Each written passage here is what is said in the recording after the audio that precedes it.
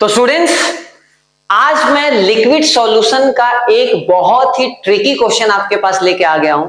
तो जो बच्चे क्लास 12 में हैं या जो बच्चे इस साल ड्रॉप लेने वाले हैं, वो बच्चे इस वीडियो को ध्यान से देखें। मैंने लास्ट वीडियो में बहुत सारा क्वेश्चन डीपीपी का सॉल्व किया था, डेली प्रैक्टिस पेपर का सॉल्व किया था। आप उसको देखो, साथ में सॉल्व करो। कोई क्वेश्चन लगता है तो आप हमें बता सकते हो। तो क्वेश्चन नंबर 3 मेरे सामने है, Vento factor of aqueous solution. मतलब अपने पास 3 एक्वस सॉल्यूशन है, उसका वेंटो फैक्टर अपने को दे दिया है। क्या क्या दे दिया है? 1.8 दे दिया एक्स सॉल्यूशन के लिए, y के लिए 0.8 दे दिया है और z के लिए 2.5 दे दिया है। ठीक है, वेंटो फैक्टर। ठीक है, तो आपको पता होना चाहिए कि वेंटो फैक्टर का मतलब क्या है कि ऑब्वियस सी बात है कितने पार्ट में वो ब्रेक हो रहा है। तो बॉइलिंग पॉइंट, पहले हम लोग को बॉइलिंग पॉइंट पता करना है। तो बॉइलिंग पॉइंट कैसे निकालोगे? Delta TV equals to I into KV into M. अब आपको पता है ये सारा एक्वस सॉल्यूशन है, तो केवी तो सबके लिए सेम होगा और मोलैलिटी के बारे में कोई जिक्र नहीं है। इसका मतलब अपने को मोलैलिटी भी एज्यूम करना पड़ेगा, सेम लेना पड़ेगा। अगर नहीं होता तो हमें एम और आई दोनों को डिफरेंट पकड़ना पड़ता, बट सबके लिए, सारे सॉल्यूशन के लिए मोलैलिटी सेम लेना पड़ेगा बिकॉज क्वेश्चन में दिया हुआ नहीं है। तो इसका मतलब डेल्टा टीवी किस पे डिपेंड करेगा? आई पे डिपेंड करेगा। तो डेल्टा टीवी क्या होता है आपको पता है? डेल्टा मैं यहां लिख रहा हूं, डेल्टा टीवी क्या है? TV minus TV not equals to I into KV into M. जितना ज्यादा आई होगा उतना ज्यादा बॉइलिंग पॉइंट होगा। तो क्या हो जाएगा इसका बॉइलिंग पॉइंट? सबसे ज्यादा किसका हो जाएगा? जेड का हो जाएगा कि वेंटो फैक्टर ज्यादा है, फिर एक्स का होगा, फिर आपका वाई का होगा, तो इसलिए क्या है 3 का ए। अगर मैं बात करूं फ्रीजिंग पॉइंट का, तो फ्रीजिंग पॉइंट थोड़ा देर बाद देखते हैं, पहले ऑस्मोटिक प्रेशर देखते हैं। पाई इक्वल्स टू क्या हो जाएगा? आई C R T.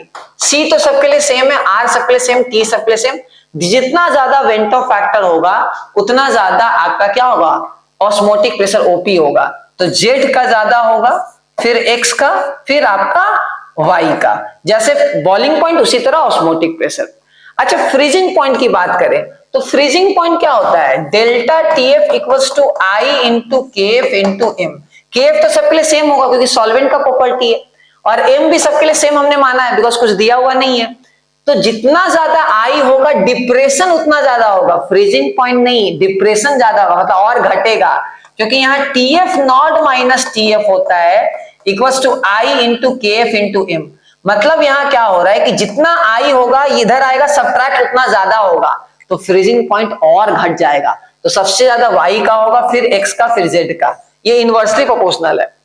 Vapour pressure की बात करते हैं, देखो मैंने बोला वेपर प्रेशर, आरएलवीपी नहीं बोला है, वेपर प्रेशर बोला है।